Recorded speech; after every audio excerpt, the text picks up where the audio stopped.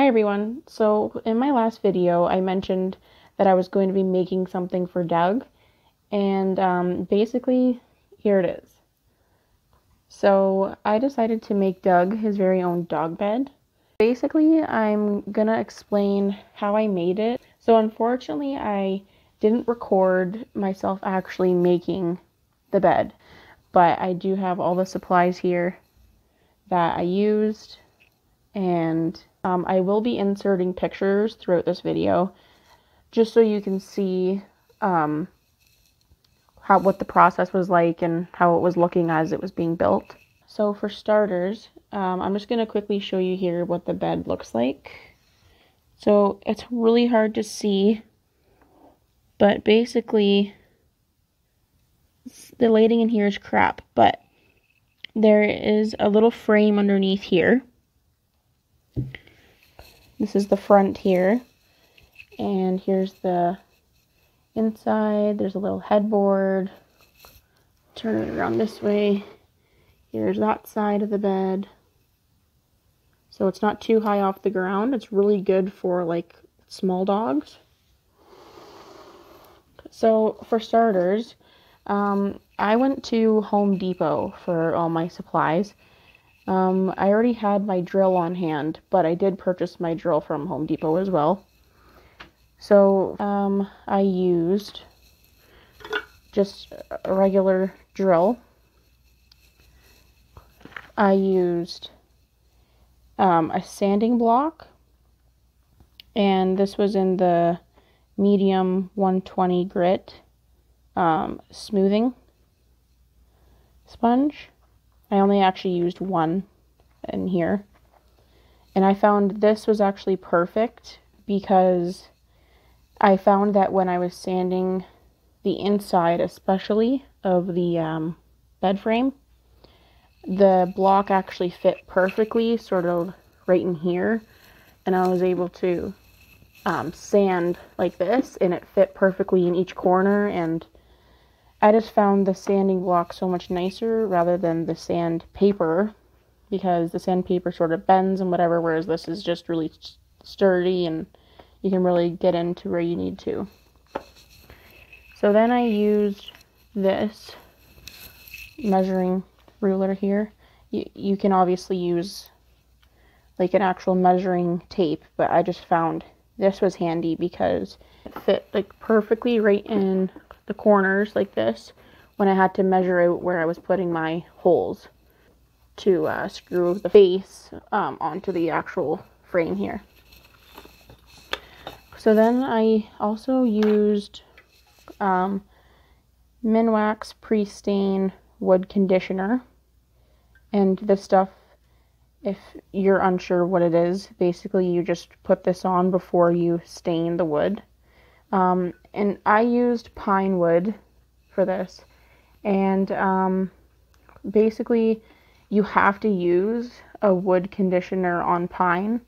Some people don't, but I've seen a lot of comparison photos of without conditioner and then with conditioner, and you can definitely see a difference.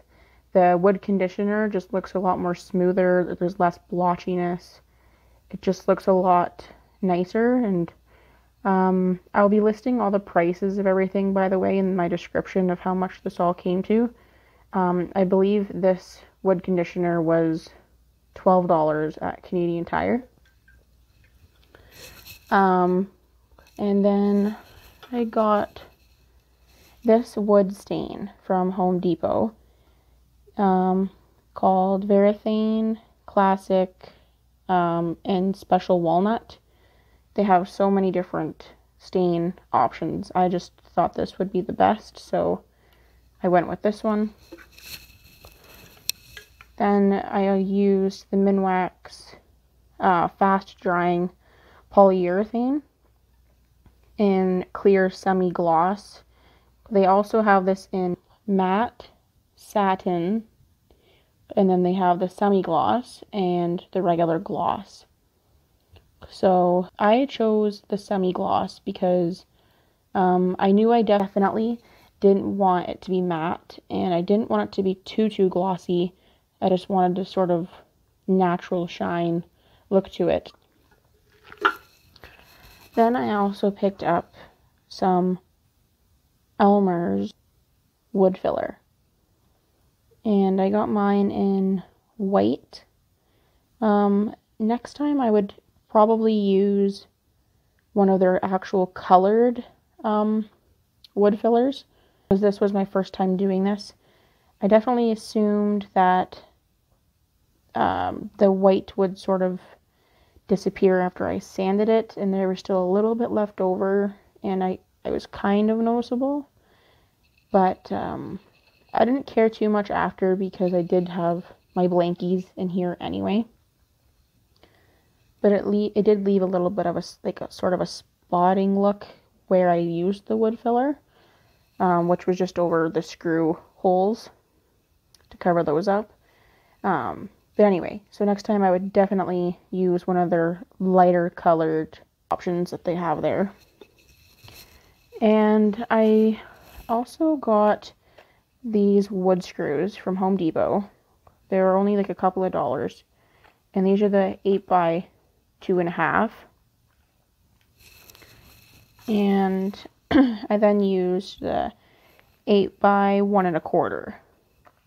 And the 2.5 was for the actual frame underneath, under there, to screw the 2x2s together. And then the 8x1.25 was used just to screw the frame together.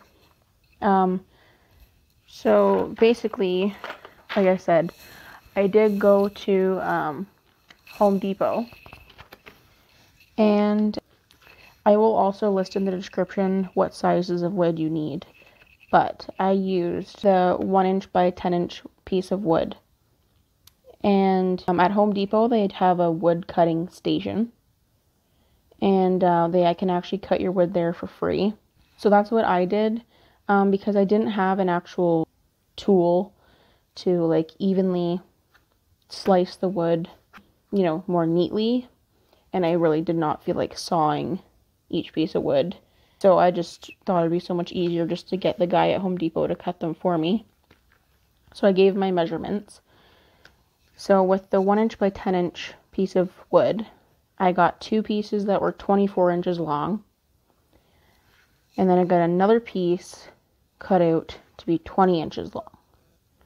So 2 that are 24 inches and 1 that's 20 inches.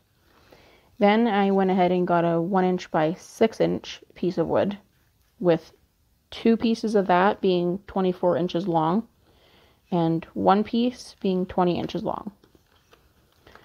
Then I got the 2x2s, so 2" by 2" of wood. 2 pieces of those were 18 inches long, and another 2 pieces were cut to be 20.5 inches long. So the 2x2s are what actually makes the bottom base there. And then the 1" by 10" and the 1" by 6" that gets cut up is what will then create the frame. So after I got the wood cut up, I obviously got it home. And then I put all the pieces together. And as I said, I didn't film this, but I will be inserting photos. Basically, I just got the 2 longest pieces here, the smaller pieces here, and then, the headboard up there. I did get this dog bed idea from another YouTuber, and their name is The Rehab Life. You can go to their channel and just type in the $15 dog bed, I believe it was called, and they have a more detailed video on how they did it. But I just thought I would give you my tips and stuff here in my video that I personally found easier. So in their video, they did already have a machine to cut the wood, whereas like I said, not everybody has that. So I would just recommend going into Home Depot or somewhere that you know can cut your wood for free. So basically I joined the base, the 2x2s together down there. I can show it to you here. It's a little too dark, but that's it there. And I joined the rest of it together there. Then I also wanted to mention that in their video, the YouTubers I just mentioned, they used 2-inch wood screws, and they had used the 2-inch for the frame at the bottom. And I originally bought the 2-inch screws as well. But when I tried screwing the 2x2s together, it just didn't work for me. I'm not sure why, because I did the exact same measurements as them. They weren't big enough, and the wood was actually able to fall apart. This is the best way I can describe it. Basically, it just would not stay together. So I had to go ahead and go back to Home Depot and get the 2.5, and that worked perfectly. I got the base together, and everything was great from there. And with the 1 1/4 screws, in their video, they had actually said to get the 1 1/4 inch trim head screws. They did have them at Home Depot, but unfortunately, they only had the big container of them, which I believe were somewhere around $40 or $50. And they didn't have any of the small packs left of the trim head screws. But the man I spoke with there had said I could use the 1 1/4 of regular wood screws, and these were only a couple of dollars. And he said it would pretty much do the exact same thing. So this was actually a cheaper option. If you don't have any trim head screws on hand and don't feel like spending a whole lot of money, or can't get your hands on a smaller pack, you can get these, and in my opinion, they're just as good as the trim head screws. So basically, once this was all put together, and all your holes are drilled and everything's screwed together, you basically just go ahead and fill all the holes in with your wood filler. It says somewhere on here how long it takes to dry. I want to say I waited like maybe 2 hours, and then when this was dry, I sanded it all down. And then once the whole thing was sanded, I just dusted it with a soft rag, made sure all the dust was off. And then I went ahead and used my wood conditioner. So for this, it does say to use, you can use a brush, or you can use a rag. I decided to use a rag because in my opinion, it just was a lot easier than the foam brush. And it was just a lot more smoother to apply. And basically, I just lightly dipped a rag in here and just very lightly did a very thin coat of the wood conditioner all over the entire bed. Once that was done, it says to let this sit on anywhere between 5 to 15 minutes. I've seen other people leave it on even overnight. I'm not sure, like, if that's okay. I'm sure it's fine. But it does recommend not to leave it on any longer than, like, 2 hours before applying your stain. So for me, I felt like 5 minutes maybe wasn't enough, so I did 15 minutes. I just felt like if I applied the stain 15 minutes after, it would just be a lot smoother, and it was just recommended. So I did that. So once I applied this, I let it dry for 15 minutes, and then I went straight ahead with my wood stain.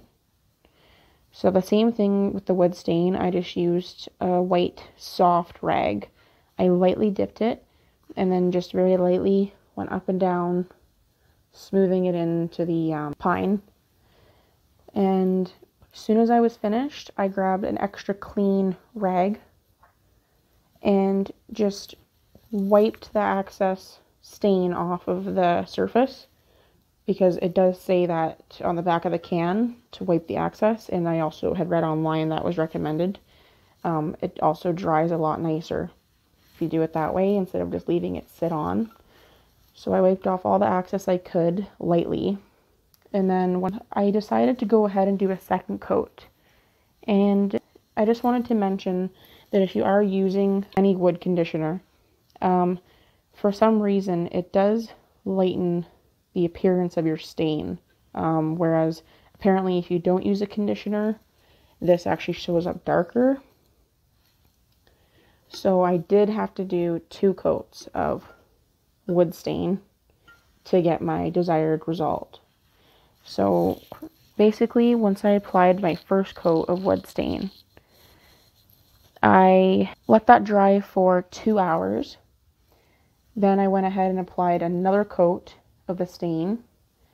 Same thing, when I was done, I just wiped off the excess. Once that was wiped clean, I let it dry. I want to say for 8 hours. That's what it had said on the back, was to let it dry for at least 8 hours. So basically the next day, it was longer than 8 hours, so that was perfect. I was ready to start working on it again. So I then was able to apply the Minwax fast drying polyurethane in the clear semi-gloss. And I also used a soft rag to apply this. And again, I did a very little amount and just did very thin coats of it along the wood. And I noticed instantly how shiny it made it. I will also insert a picture here on how nice it looked when I was first applying it. And then basically, I let that polyurethane dry for 24 hours. It does say if you'd like to do 2 coats, to let it dry for at least 3 to 4 hours. Then do a light sand using 220 grit fine sandpaper. And then once you've lightly sanded it, you can then go ahead and apply your second coat of polyurethane. Then once that's done, you just wait the 24 hours before using it. In my opinion, I just didn't feel the need to apply 2 coats. And I also just really wanted to get it done because I was really excited to use it, and I thought it looked perfectly fine the way it was, so I just did 1 coat of polyurethane. Okay, so once that was done, that was it. It's at this point, your wood will be dry, ready to use. So if you are thinking on making something like this, you don't have to use polyurethane after. I just preferred to use it because it protects the stain, like, finish, especially if you're using this for a pet. They have sharp nails, and you don't want your wood to be all, you know, get all scratched up and whatever after spending some time on it. So I just thought that it would protect it nicer, but on top of that, it just made it look a lot nicer of a finish. So my tips would be, if you're gonna go to Home Depot and you're making your base at the bottom, I would use the 2.5 instead of the 2-inch, because you just want a bit extra length. If you can't get your hands on the trim head screws, you can use the 1.25 wood screws, and it'll do the same thing and cheaper. If you're ever going to use wood filler, I wouldn't recommend using white. I would just use the best color that matches your wood stain. I guess another thing I should mention again is when you're using your wood conditioner, I would recommend not waiting any more than 2 hours for best results. You can apply your wood stain within 5 to 15 minutes after you've applied your wood conditioner. Another tip is when you're picking out your wood stain, keep in mind that when using a wood conditioner, it may lighten the look of your wood stain, so you could either do 2 coats of this or maybe even consider doing a shade darker to avoid having to do 2 coats. when you are drilling your holes, make sure to pre-drill them before putting your screws in. You just don't want your wood to split. So definitely make sure you're pre-drilling them. The best thing you want is to go to the store and get all your supplies and then ruin your wood. That would be a mess. And yeah, I'm just trying to think if I missed anything. Okay, so I think that was pretty much everything. As I said, I will list everything in the description of what I used and how much everything came to. And I also wanted to mention, right now I just have blankies in here. This is just Doug's blankies. I am planning on getting an actual dog bed in here. I just have to measure this out and then go to the store and pick out one that I like. I'm gonna have an actual little mattress in here, but for now this is good. There's lots of blankies. And I'm also going to be getting a package of white vinyl stickers off Amazon, which I'm going to be putting on his headboard up here, and it's going to say Doug.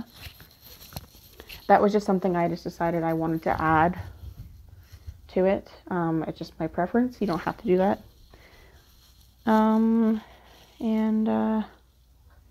Yeah, so I'm pretty sure that was everything. If I did miss anything, I will definitely put it in the description box, but I basically just wanted to do a video on what I did. You know, like I said, I didn't go into too much detail because I didn't record it, but you can check out their video if you'd like. But yeah, I just thought I would give you some good tips. Another nice thing I wanted to mention about getting your wood cut at Home Depot is, especially if you have a smaller vehicle and you don't want to carry big long things of wood around in your vehicle, the nice thing is when you get it pre-done, by the time they're all cut up and sized how you need them, they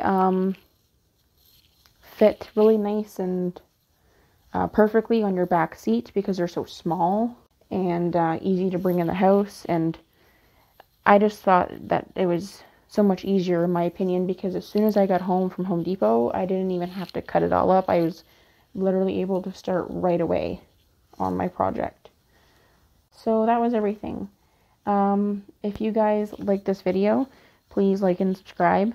And if you have any questions, as I said, please feel free to comment. And yeah, that was everything. Thank you. Bye.